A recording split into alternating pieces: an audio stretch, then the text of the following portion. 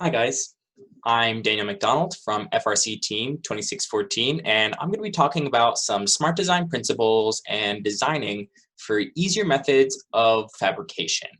Later in the stream at 6 a.m., I'm going to be talking about sheet metal and designing with it. If you think you're interested in that, I have some tasks for you guys at varying levels. You can also just tune in if you're up then and follow along if you're looking for something more laid back. So here are the tasks for the stream.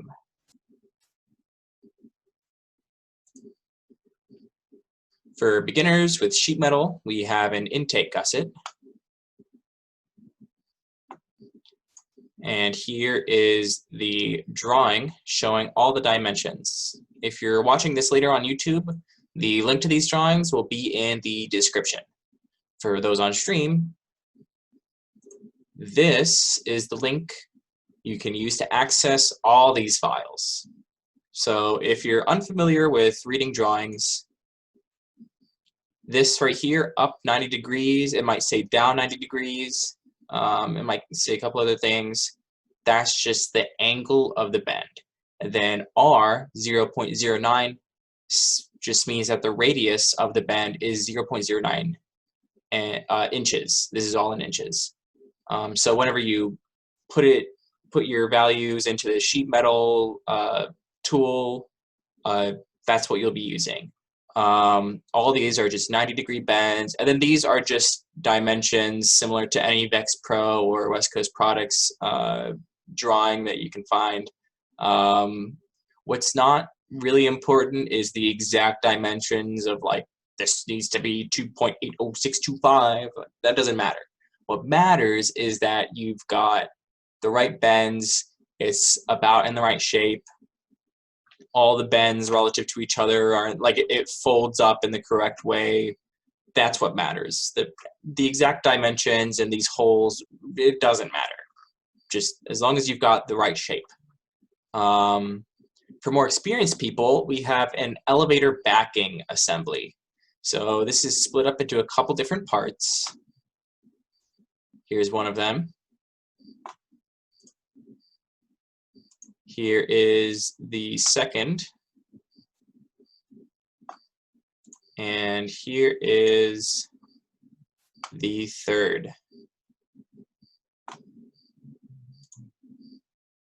And then the drawings are up as well. It's the same kind of deal. It doesn't matter really what size you're using, how big these are. What really matters is that you've got all the right bends. This has a 45-degree bend, so watch out for that. They're all the same radius, so you don't need to worry about that. It just matters that they're all in the right shape, and that whenever you later go into your assembly and you made all these together, that they align well. Because if they don't align well, then you have to go back and you have to fix that. So that's what's really important. You'll need to make the parts. Some of them will include some non-90-degree bends, like I said, and you make an assembly out of them. If you're really looking for a challenge, don't use any of these measurements that I put on, but otherwise you can use the drawings. With that out of the way, we can talk about what this session will be about. So our team has access to machines through a local university. We have a manual mill, manual lathe. We even have a Tormac, and we have a 3D printer and regular hand tools and whatnot. But upon the COVID pandemic, the university shut down and we lost access to most of our manufacturing capability. The only things we have available are a tabletop CNC router, hand tools, a 3D printer, and a water jet sheet metal sponsor. This forced us to think very differently about how we would design the upcoming robot to fit the game despite our severe manufacturing limits. Now I realize that there are probably a lot of teams that were already in our position and probably many more in a similar or even worse predicament regarding the loss of machines due to the pandemic. So this will be a little informational session on making sturdy, survivable, and successful designs out of limited manufacturing, and B, implementing smart design processes along the way to speed up the time to design and iterate, which is something you can do whether or not you have access to any of these machines. So I'll be designing parts in each of the major 4 design softwares: SolidWorks, Fusion 360, Inventor, and Onshape. So everyone can be included. And then I'll assemble it all in my own native program of SolidWorks. So I'm going to start off in SolidWorks, make a new part, and I'm going to plan out what I want to do before I make it. I recommend doing this with anything you make because it will save a lot of time and guessing about what everything is and how they'll work together. So today we're going to be making a shooter for the 2020 game, or just a regular backspin shooter. If you're a team that hasn't committed yet to a program, I'd recommend looking into what you want to get out of it. If you work with sheet metal and you have a sponsor for it, I'd highly recommend getting SolidWorks. If you're just looking to have software to export instructions for manufacturing or G-code or whatever, I'd recommend Fusion 360. If you're the only student that bothers with CAD on your team, I'd recommend just getting something free like Fusion 360 or Onshape. I believe Autodesk will give you a license for Inventor and other programs for free if you sign up with a .edu email address, but you might also have to give a double check to that. I'm not totally sure about that. So I'm gonna start by making my sketch. I have to define that I'm using inches, and then I'm gonna make my circle right at the origin. And I'm gonna make this my 4-inch flywheel. So 4 inches. And then when this spins at super high speeds, it's gonna deform a little bit. So we're just gonna give a little protective area of a 1/4 inch all around it. We're going to be using 2 Falcon 500s side by side, so that is going to look like 2.362 in outer diameter, and then the hole pattern is going to be 2 inches, and then we can start making our holes for this. We will make this nice and horizontal, and then this is going to be clearance for a 10 because we're going to be making the plates for these. So that's all horizontal. It's coincident upon this. So then all we need to do is do a circular sketch pattern, change this point to be this point, 1/6. Everything else checks out. And then it's not quite defined fully because I can move this around a bunch.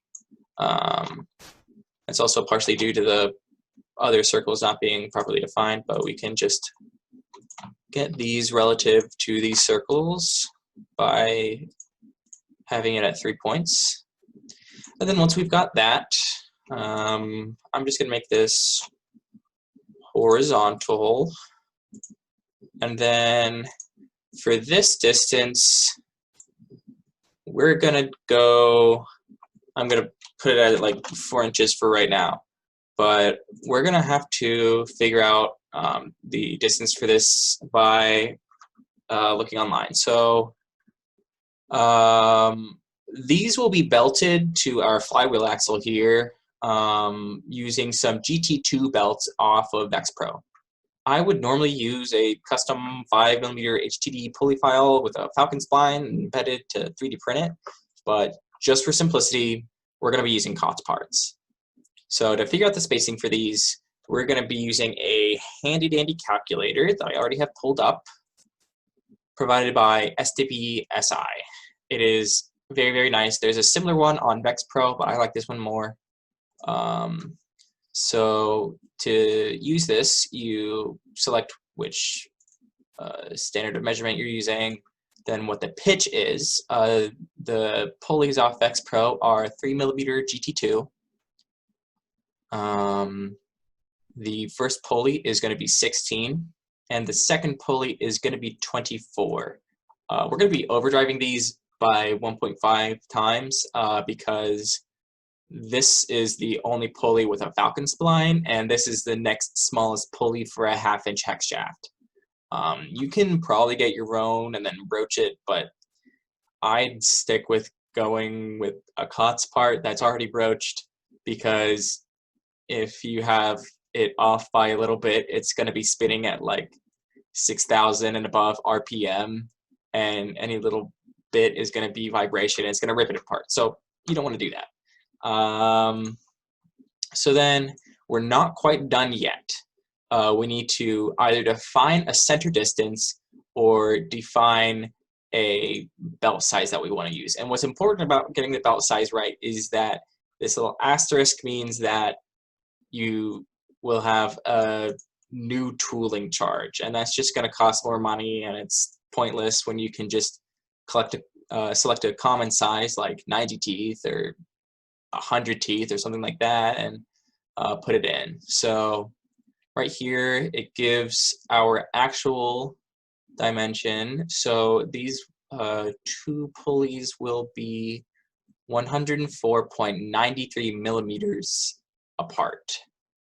So I can open up my part here, and I can do 104.93 millimeters, and then it'll automatically dimension that. Oh, that was really close. I'm pretty good at that. Let's see. So this is going to be for construction, because that's just for reference. This is also for construction, and this is also for construction. And then we just need to make the inner hole for the falcon, which is 0.75 inches in diameter. All right, so once we've got all that, that's pretty much our flywheel assembly, or our shooter wheel assembly, sorry. Then what we're going to want to do to figure out the rest of the shooter, like the whole backing part, is we're going to look at a circle that's just right from the origin, concentric with the flywheel, and we're going to space this out from the flywheel. This is the 4-inch flywheel, not the 0.25 safety that we gave us, that we gave ourselves, and we're going to call this 5 inches. What does this mean? So whenever we put a ball through here, whenever it's shooting a ball, we're going to have 5 inches of compression between the wheel and the backing plate. If you don't know, compression is really, really important for a shooter. If you just have it tangent to the ball, it's not going to do a whole lot. Compression is where you get some nice force acting on it. So this circle just represents the edge of the backing that we're going to have. And then since we only have access to, assuming we have access to a water jet and a CNC at our facility, we're going to be doing plate and standoffs. So it's a tried and true method. If you want to get fancy, you can put some Lexan backing on the standoffs, or 3D print something nice to go there. But you could honestly just put standoffs there and you'd be fine. So if you don't know what I'm talking about, you'll see in here in just a sec. I'm going to start by making a circle, and I'm going to make it tangent to this circle here. And then I'm going to put this as 0.375 inches in diameter. And then I'm going to make another hole within it that is clearance for tens, so 0.201. And then I'm gonna make a construction line out here, and then to what is gonna be my standoff over here. Oops. So I can get a nice angle here. And then I'm gonna define this angle as 65. So I don't know what exactly our launch angle needs to be, but this represents our launch angle. So the very edge, where your backing stops, that is how the ball is going to launch. So it's going to launch tangent to that right there. So your ball is going to be running in a trajectory this way, which is 65. So this is going to be 65 degrees off from horizontal. So we can delete that. And this is just a placeholder. I have no idea what the actual number is supposed to be. All right, and then we can set this to be for construction. And then we're going to select this, and we're going to do another circular pattern. We're going to be doing it for 80 degrees. So we can get to the bottom here. And then we want to space it out. We want our standoffs to be about 10 degrees apart. So that would be 8. So these are now spaced 10 degrees apart. But then what we want to do is we want to do an additional spacing 5 degrees apart. Now, this is so if we're in build season and we're like, crap, 65 degrees is really not working out for us, let's change it up. All you have to do is move the standoff over 5 degrees, test it, move it over 5 degrees, and if that works, great. If not, then just go to the next hole and the next hole and the next hole and see which one works. But this is good. And then all we need to do is make this tangent, and then make this one tangent, and then that should fully define it. Not quite. Oh, it needs to be 10 degrees. So we can set this to this. By the way, very, very important to fully define all your sketches. So this should be 5 degrees. Yep, that looks about right. So then, once we've got all that, then we can see, do we have everything? We have the flywheel. Oh, there's going to be a bearing hole. This is going to be 1/2 inch hex, so the bearing hole is going to be 1.125. Check mark. And then the flywheel isn't actually important. Neither is this. And so this is what we've got so far. Oh, right. So I'm going to put an infinite line for construction right here. And then I'm going to make a rectangle right below it. So this is vertical, and then this is going to be 0.1. And then we can make this, I don't know, we can make it 11. Oh, that's kind of small. Oh, probably because it shouldn't actually be vertical. It should be,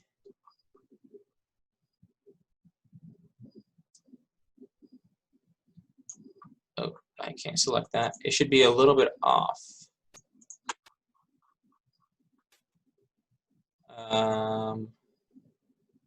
So we'll call that instead, we'll call it 13.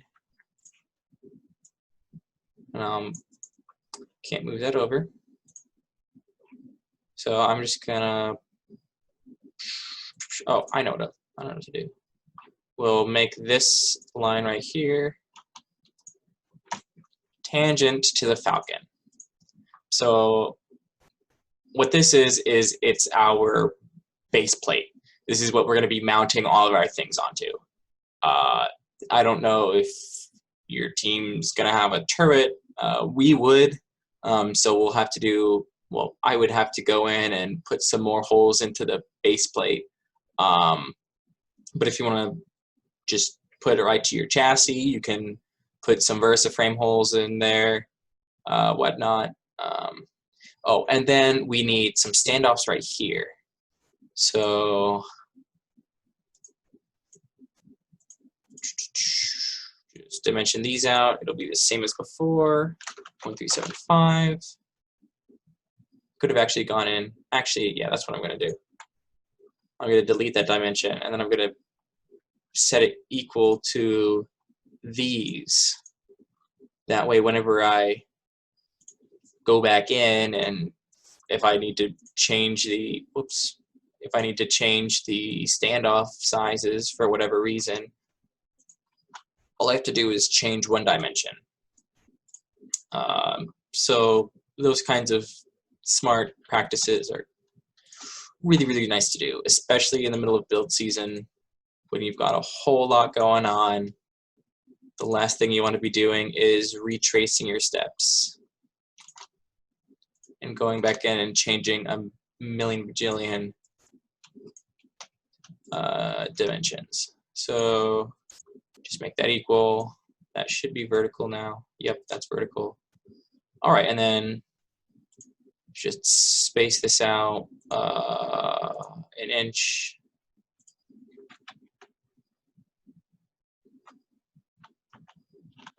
One inch.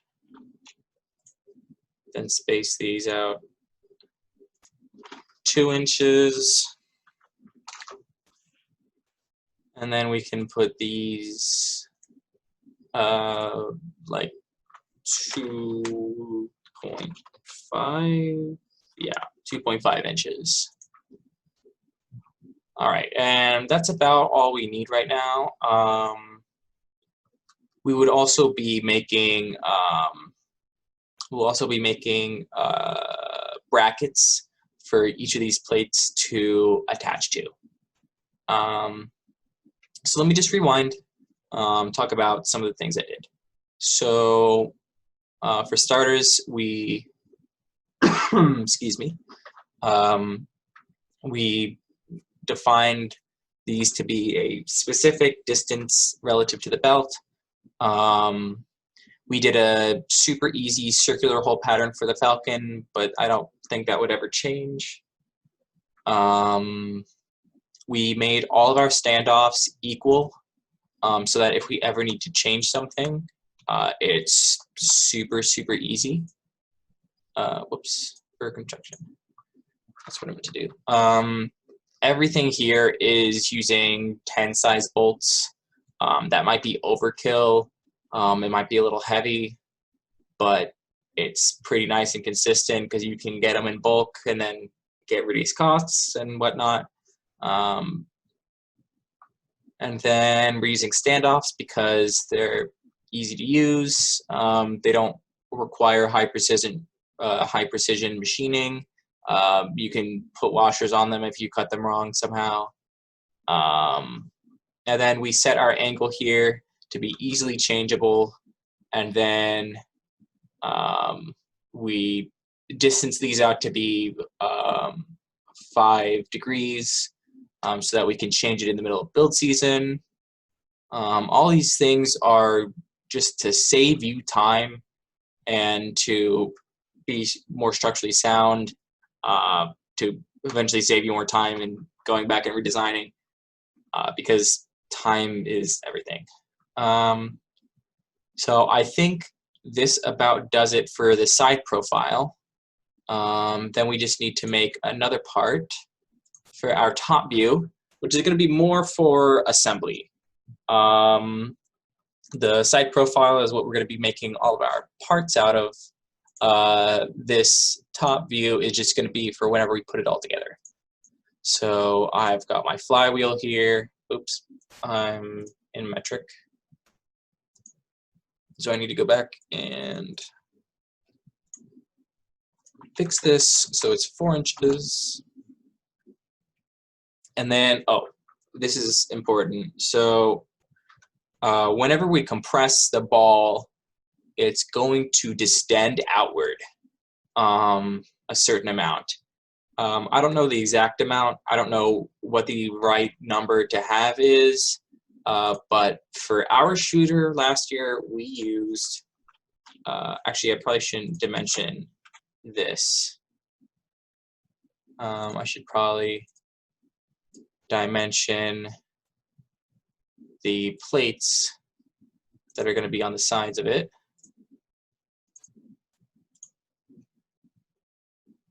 These motor plates are going to be 8.375.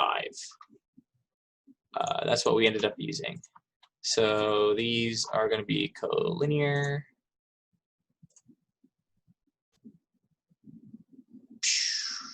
I'm breaking the assembly. Oh my gosh.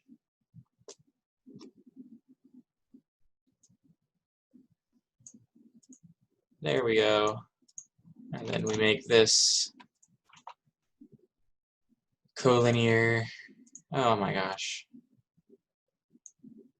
There we go. Finally. Great. Got it. Wonderful. Then this is going to be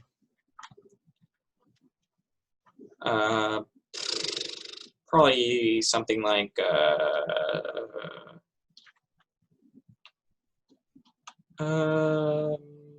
let's call it 1/8 of an inch for now. No, let's call it 0.25. These are fat plates. And then this is going to be equal to this. All right, there we go. That was a whole lot of fiddling. And then we're just going to have our falcon here and our falcon here. These don't need to be perfect whatsoever. And then we've got all of our standoffs over here. Oh, wait, actually, whoops. This is going to be shrunk down. These are going to be equal. And these are going to be collinear. And these are actually, that's a point. These are going to be collinear. And these are collinear.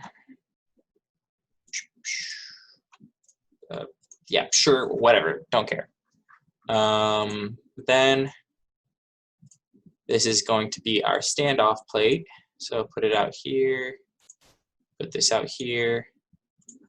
These are going to be equal on this, equal on this,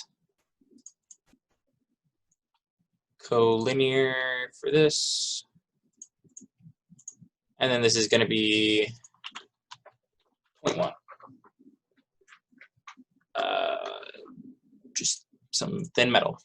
And then we're going to have our actual standoffs, something like right there. So that's that. We can put in, so we'll have a pulley here, we'll have a pulley here, So there will be a little bit of spacing right there. And then we'll have the same on the other side. We'll have a bearing here.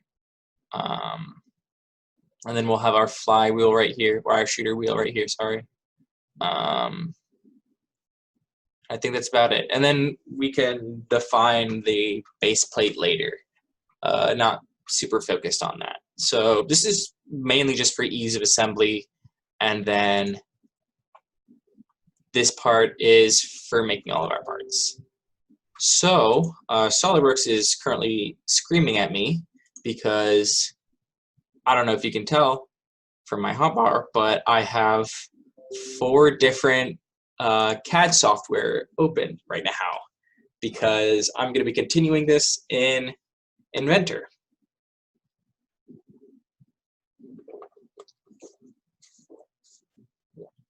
Excuse me. Let's see.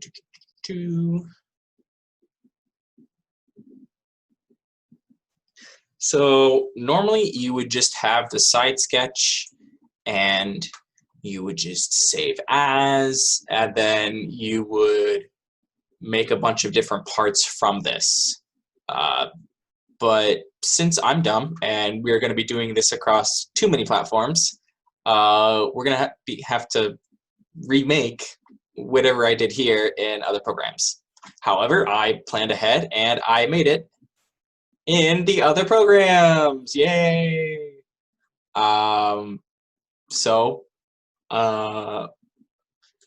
What you would normally do is save as and make it like a profile sketch or something, like a shooter profile sketch. And then I put these kinds of things in a separate folder called planning sketches. And then I always have ease of reference. And then you would save as again, and you would call it something like motor plate. So this is going to be our motor plate. So all you have to do is keep these bits. Oh, I forgot to draw these in SolidWorks. These are going to be our holes for mounting to our plate. So they are 1 inch across from each other, 2.25 down from the middle, 2 inches from the middle. Yeah, just mounting holes for the brackets. But now we can look into making our actual, our actual motor plate. So I'm going to make this no longer construction geometry. And then I'm going to make, I'm going to make this no longer construction geometry.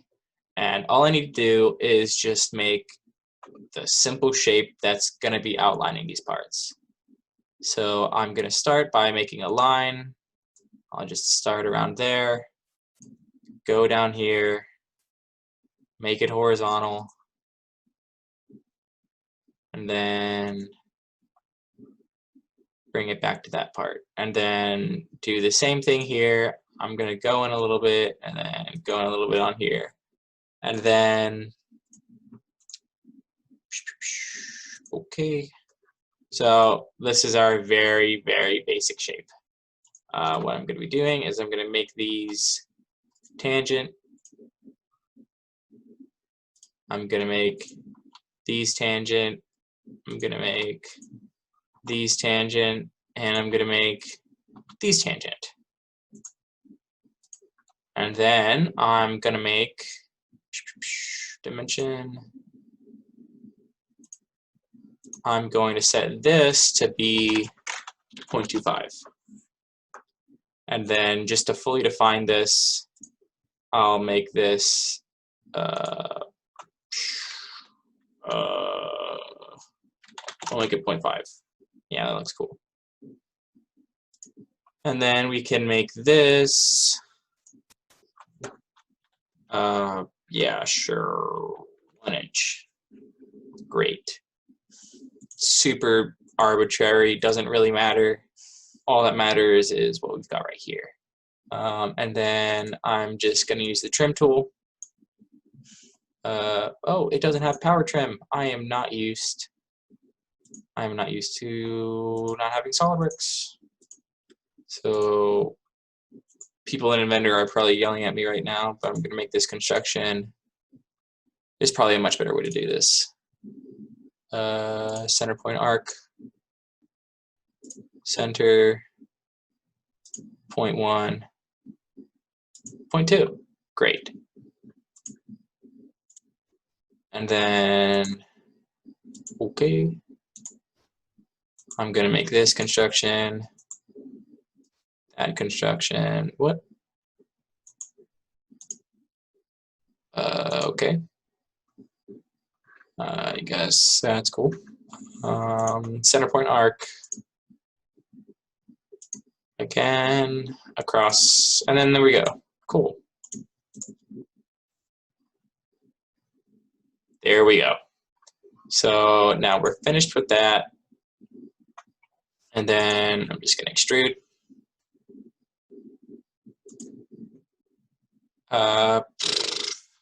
What did we say? 0.25, I think. Yeah, that sounds about right. What, are you kidding me? I put that as construction. At least I thought I did.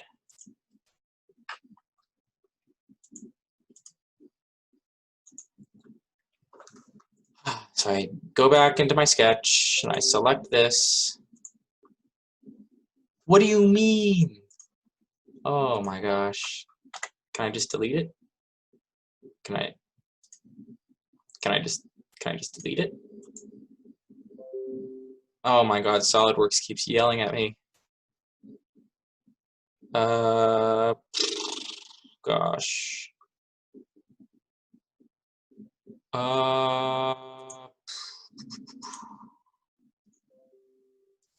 SolidWorks keeps yelling at me.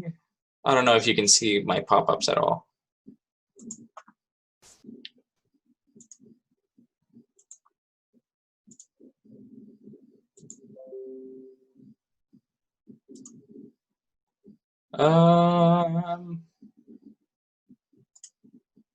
Okay. Can I hide it?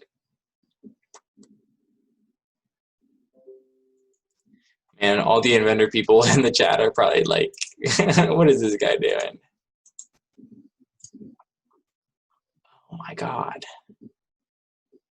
I can't even get rid of it. How do I get rid of it?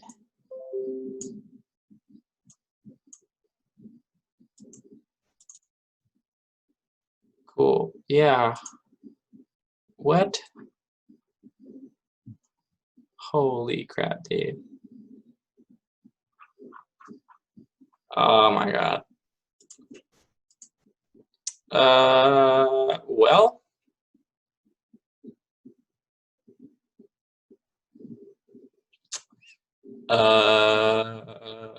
Cool. Cool. Yep. Cool. I mean, sure. Yeah, that works. No, it doesn't. Whatever. Doesn't matter. I'm sure if you're an Inventor person, you know what I'm doing wrong, maybe, and then you can do it better. Yeah, sure. So then I'm gonna be saving this. Just gonna call it WWWVROX motor plate.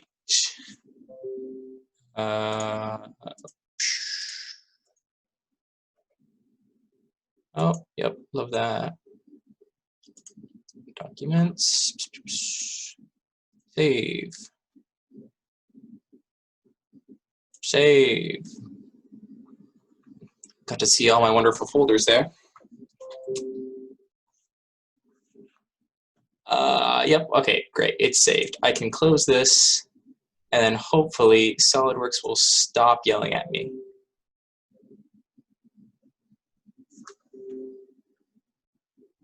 Ah, perfect. It's closed, and now I don't have to deal with Inventor for another half a year.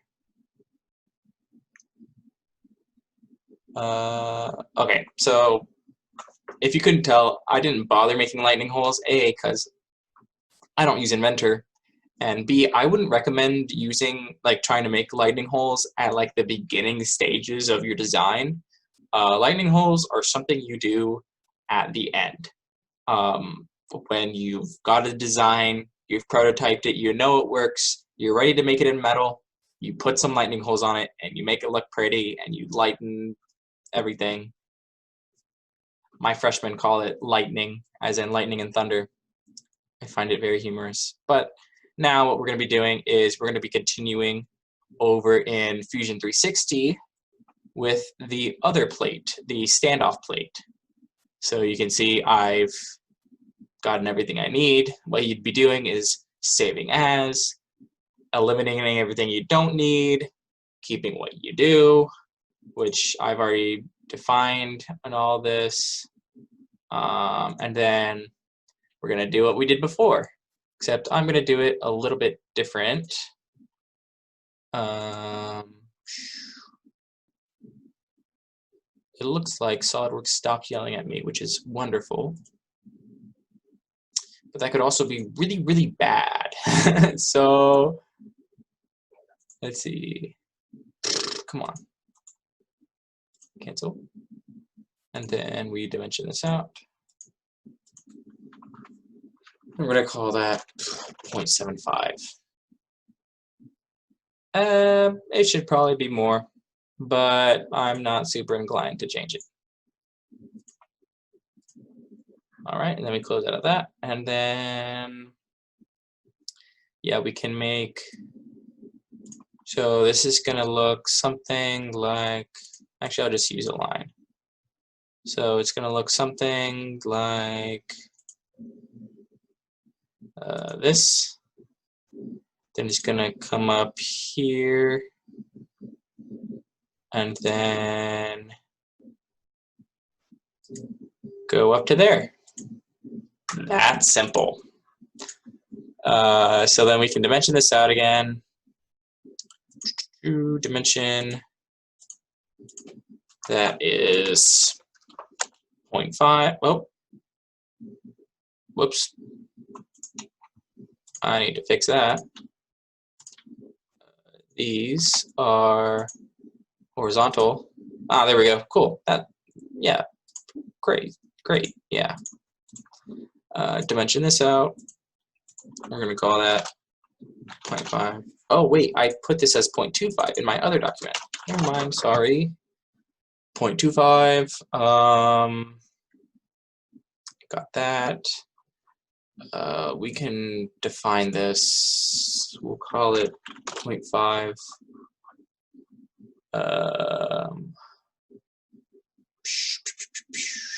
Nothing super interesting there.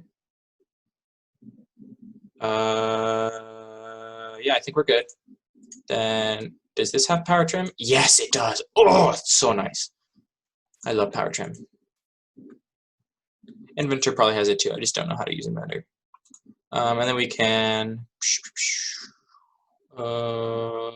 construction geometry. Oh, construction right here. Make this construction. Cool. Yeah, great. And then I just forgot that bearing hole 125. Great. Cool. Come on. What are you doing? What? Oh my gosh, that actually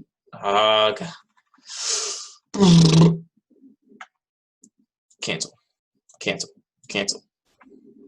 Great. Okay, cool. Oh wait. Oh crap. I forgot this.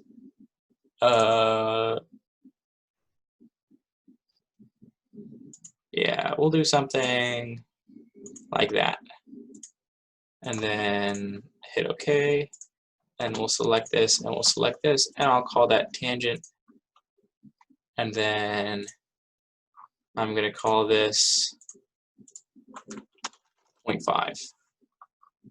Ah, yeah, see, that's great. That's great. Everything is great. Cancel, trim, haha, power trim. What do you mean? Oh, I don't care. Yeah. So this looks great. Finish the sketch, And now we can extrude. Hopefully I did all this right. What was it, 0.1? Yep. And then, yeah, there we go. Oh, it's so pretty. So wonderfully pretty. And I'll save this. I'll call it a... Oh, crap. Fusion is weird. Oh, crap. I have to export, don't I? We'll call this the WWWVROX standoff plate. And then export.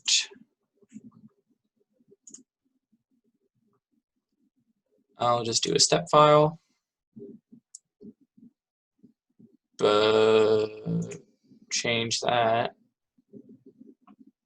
We'll do WWWVROX. Save. Export. Wait. Oh crap. Oh, you're joking. I think I saved the inventor part as a ITP, not as a step file. Well, that's just a shame. Looks like I'm gonna have to remake it in SolidWorks. So we can close out of this, and then now finally the last plate we need to make, except for whenever I remake the motor plate in SolidWorks. All I have to do is make the base plate in, great, Fusion 360 is not responding. Cool. In Onshape. So, oh, cool. My Onshape session has timed out. Cool, cool, cool. So just refreshing while Fusion 360 breaks again. But at least SolidWorks has stopped yelling at me. So that's cool. So edit the sketch. Can I be normal to sketch plane? Cool, yeah, cool.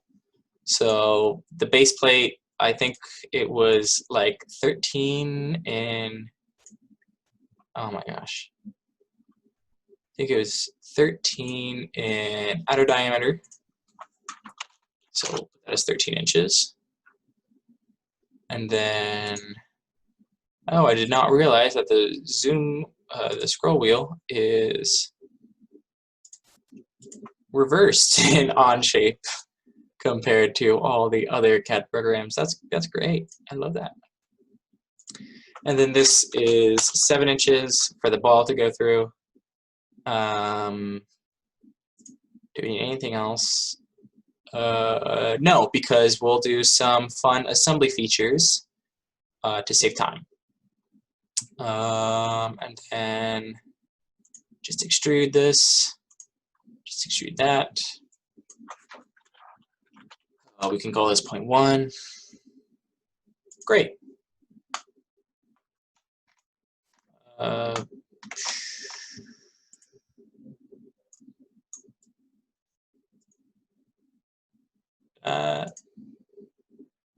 Did not extrude properly. Extrude that one. Yep. Check mark. Ah, perfect. Worked the first time. So now that we've got it this nice ugly blue Onshape color, we're going to export this. I realize now that this probably wasn't a great demonstration for Onshape people. It just probably gave me a bunch of more hoops to go through because I don't know how to export this. But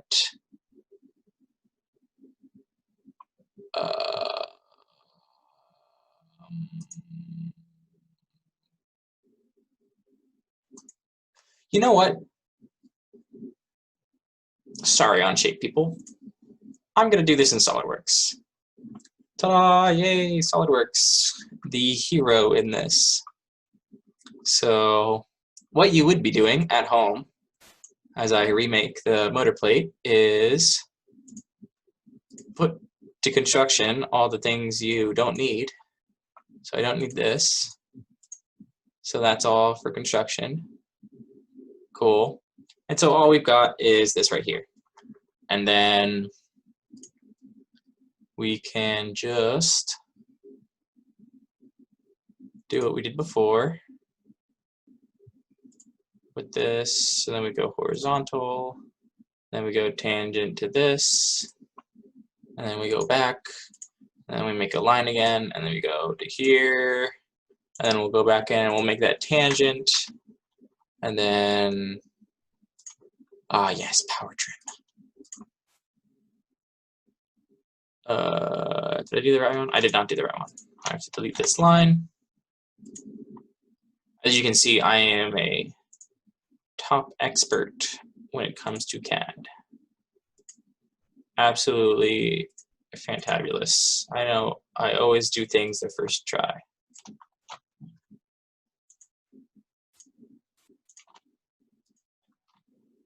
Yeah, I think this was a Fusion 360 and a SolidWorks tutorial, not really a Inventor and Onshape tutorial. But you know what? They're all pretty darn similar. If you can understand me in one, you can understand me in the rest. So then we have our two circles. This, and this are equal. These are horizontal. And actually, if I make a line here,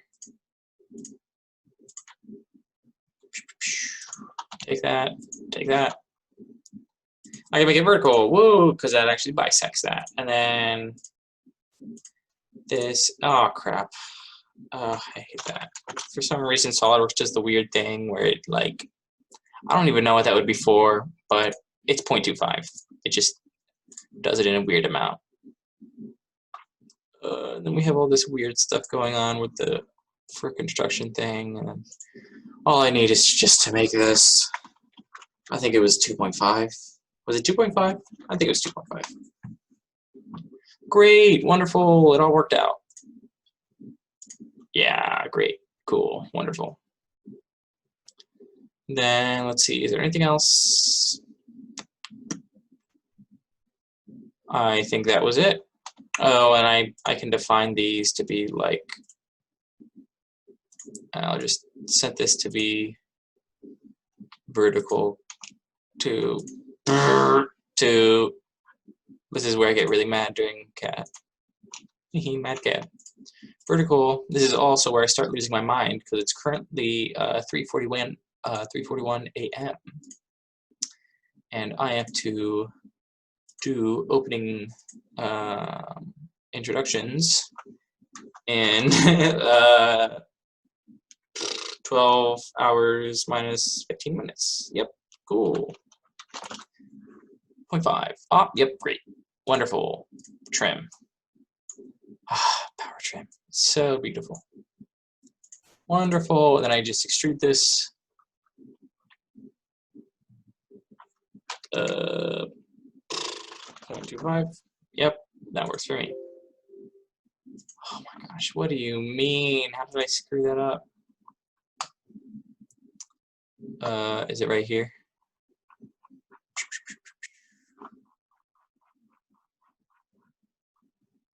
Where is the open contour? I don't know. I have no clue. Is it that? I don't know. You know what? I am not too concerned. Why are these not fully defined?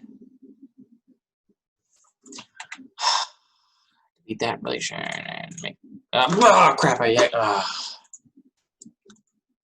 I'm getting sloppy. Oh god! Make that 0.25. I thought I made these. Yep, those are equal.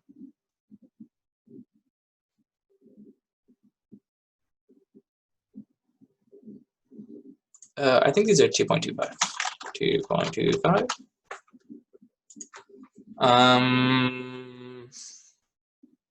Yeah, I don't know what's up with this, but I also don't care. Then I don't know what's wrong with this, so I'm just gonna select that and act like nothing's wrong.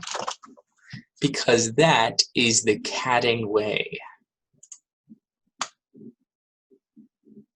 Probably actually not a very good role model for smart design and whatever, but it's fine. Oh my god, I did not want to do that. I just want to fill it. Fill it, fill it, fill it.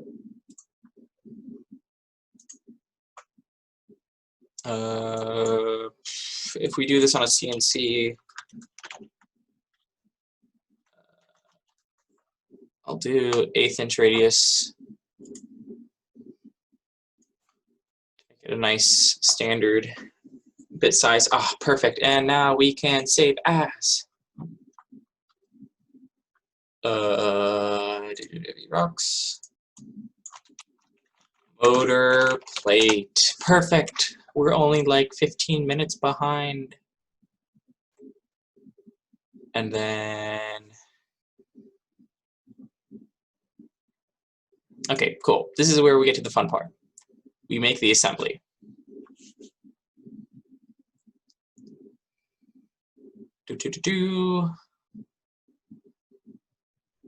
Once this loads,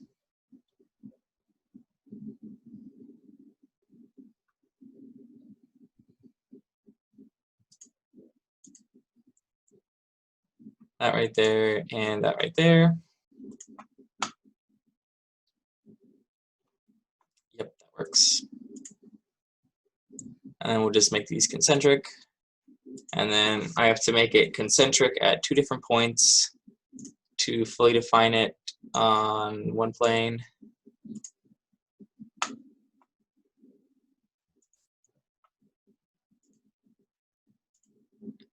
And then once these two, oh my gosh, did I really screw it up already? What do you mean?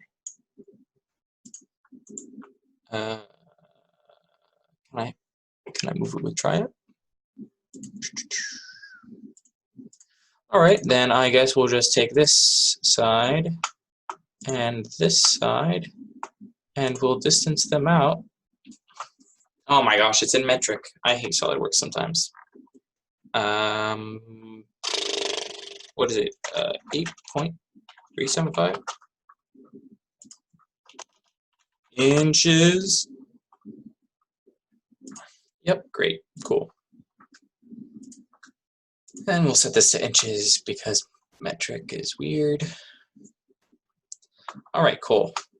And then hopefully I can insert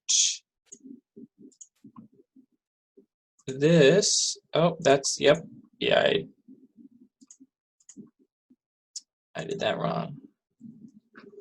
And then we can load in the step file from Fusion 360. Oh, it's a different color. Cool. Weird. So we'll make that like that, and then we'll make this concentric. Then we'll make, uh-oh, those holes don't line up. I messed something up. But you know what I can do? Oh man, if this works, I'm gonna be really, really happy. So we can go back in, and I'm actually going to ignore these holes completely. Oh wait, maybe that's why they weren't fully defined. Psh, it doesn't matter. For construction, cool. Actually, they probably just need to be spaced out. Yeah, I'll use assembly features later. Yeah, they just need to be spaced out 1 inch. How very disappointing.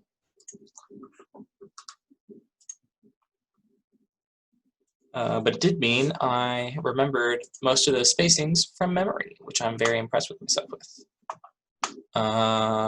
So that all works out. There's just one Falcon bolt that's going to be in the way, but that doesn't really matter anyways because we're probably only going to use 3 mounting holes for Falcons anyways, because you don't need more than 3. We could also use 4 or whatever, it doesn't matter. And then I just need to insert the other plate. Gotta find it. All files. Standoff plate.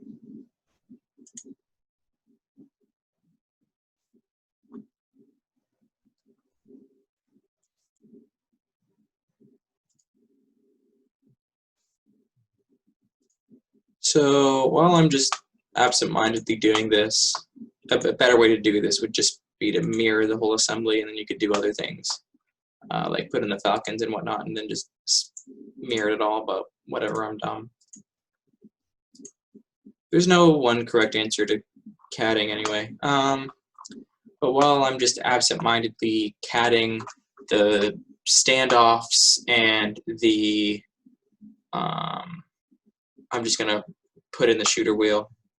I'm gonna be explaining why this.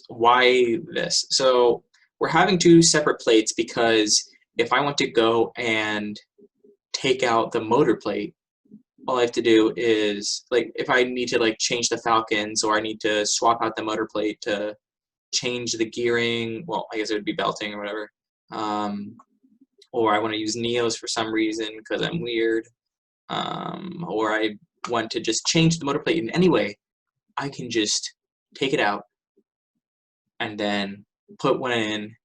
It's modular, which is always really nice and forgiving. And then this part, these plates, I don't expect to change at all. And if you do, it's to change your assembly in a big way or something. Otherwise, I don't see any reason for you to really do that unless you made a mistake. Speaking of mistakes, I didn't do the right measurement system. So we'll just have a 4-inch flywheel. I don't know what the inner bore is, but we'll make a hex hub later. Probably not in this. I'm just going to call it 1/2 inch. And then we can just extrude this out.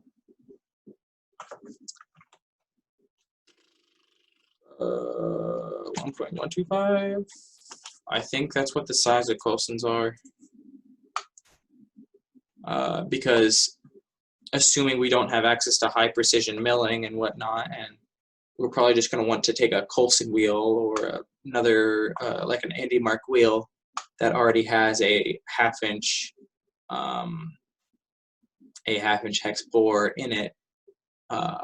Probably use like a Versa hub for it, but use something that's already available rather than having to machine your own hub, because we can't machine our own hub because we only have CNC and a 3D printer and whatnot. So I'll just call this shooter wheel. And then I'm just going to briefly make the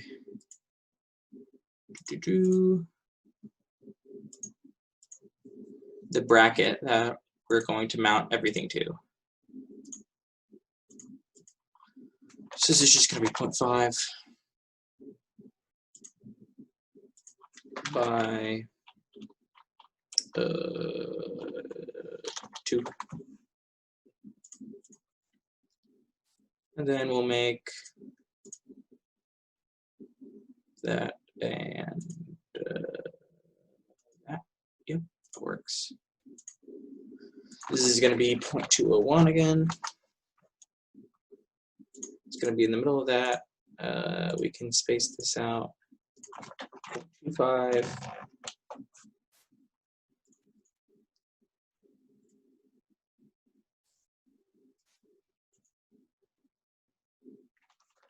And this should be 1 inch. Oopsies. That's not good.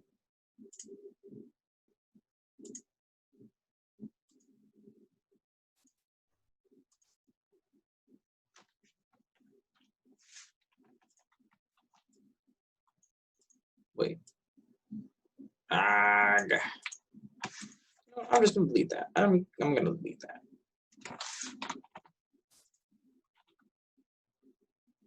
And I'm gonna delete that because I'm dumb.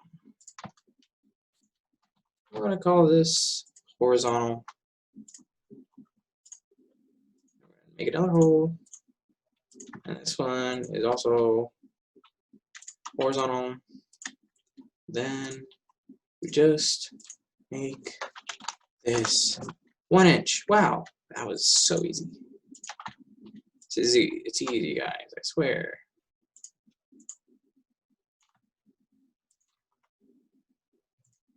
I put it there to make it all nice and fancy. Cool, great, wonderful.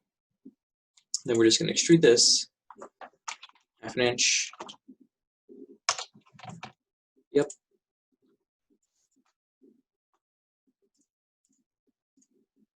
And then we're going to do the exact same thing on the second. Oh, wait, oh no, 0.25.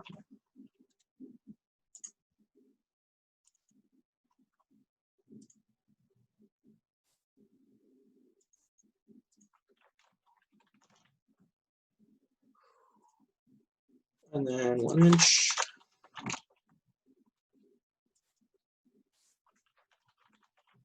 .201.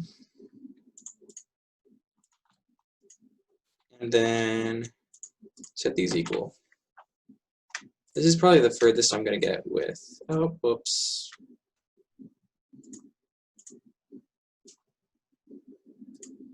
Through all.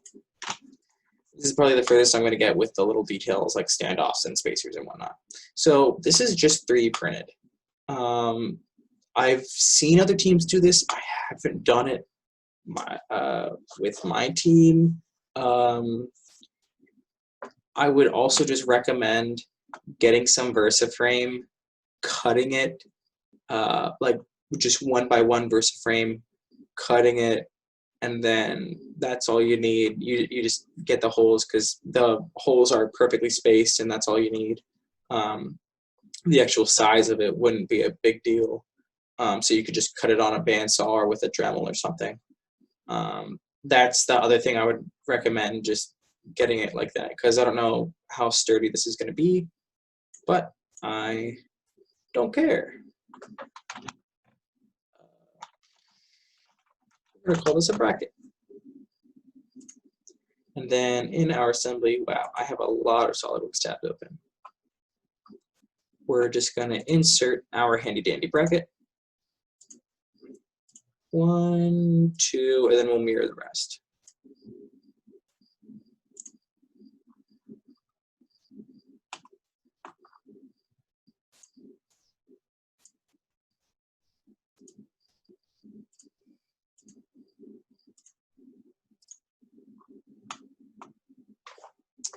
Yep, that works. And then this to that. And this to that. All right, cool. That's all you need to do. And it all fits nicely, and I can,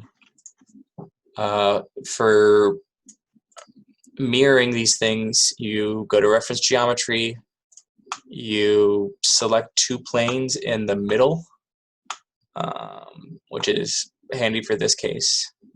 It's also handy for drive bases. And then we're going to select the plane. Then we're going to go over to the linear component pattern, drop down to mirror components. Then we're going to select these 2, go to next. The holes line up. That's all that we care about. Hit check. Perfect. Everything's nice and mirrored now. Isn't that wonderful? And then all we need to do is make our bottom plate. I'm not going to deal with the rest of the shooter because I don't think I have enough time to do that. I'm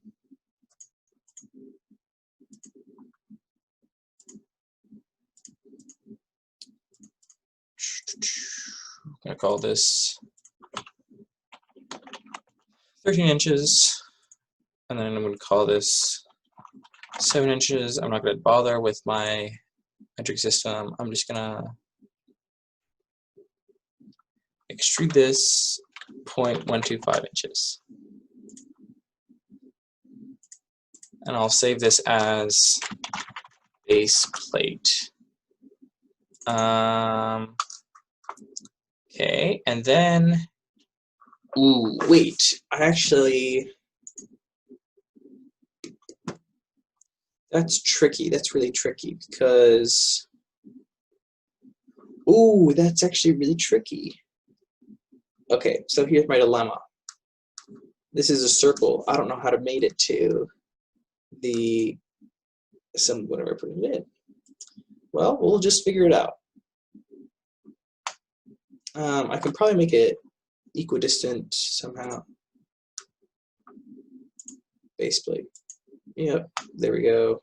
A little smaller than I thought it would be, but whatever.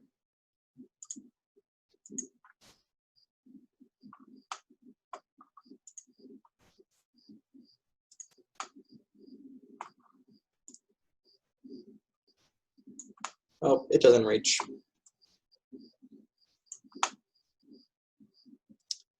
So, oh, these are some. This is the big brain moment right here. We find out what this distance is. 9.575.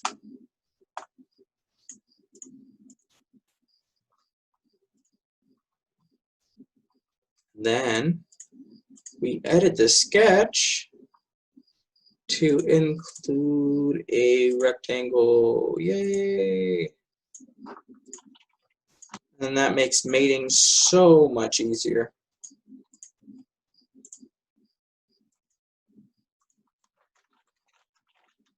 Five, 7, 5.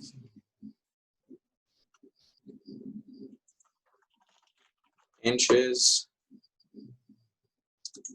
And then we can just call this like 4 inches or something. Probably overkill, but whatever. And then power trim, boop, boop. And then we're done. Exit sketch. Looks like a toilet bowl.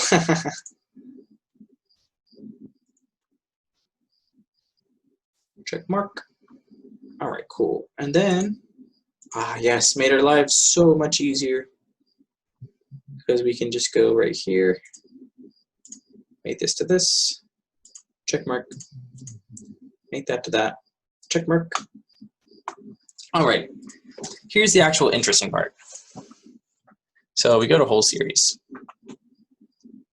I really hope this whole thing is not as boring as it seems. It's just like an hour of me CADing. I hope other people are also following along. So we go to whole series and we define where we want our hole to be. And so you can see it highlighted. So what I do is, this is a nice circle right here. And then you can see a little X is going to show up right in the middle of it. When I select that, it should highlight the region that it's going to cut. And then we do it for this, and then we do it for this. And then we do it for this, and we do it for this. Ah, perfect. And we're done. Hopefully it worked.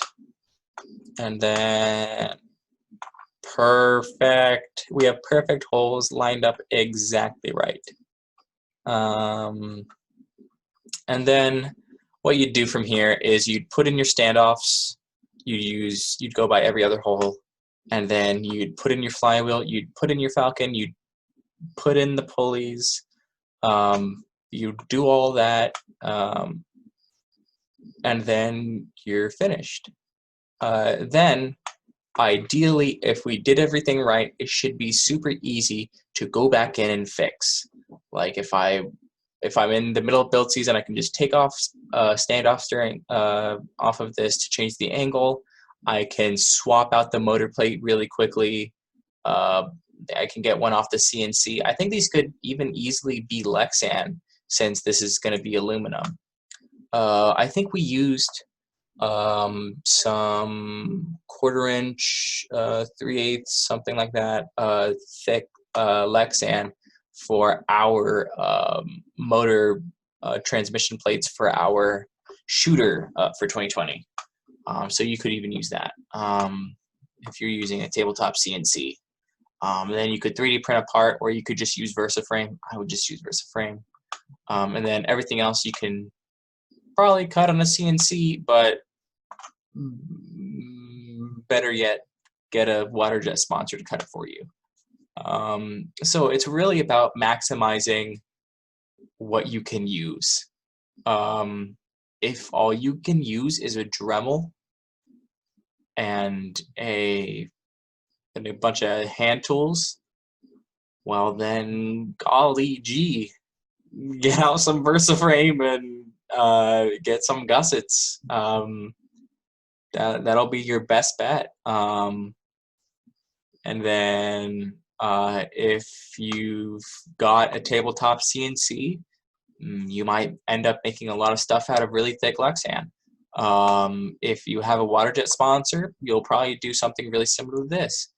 If you're really, really lucky and you've got like a Mark Forged and you've got a sheet metal sponsor and you have like a CNC brake and a bender and everything, basically if you're an I-Fi team, you can just go absolutely ham with all these things and just go absolutely wild. But if you're like us, you can stick to some tried and true methods and get some nice results out of it.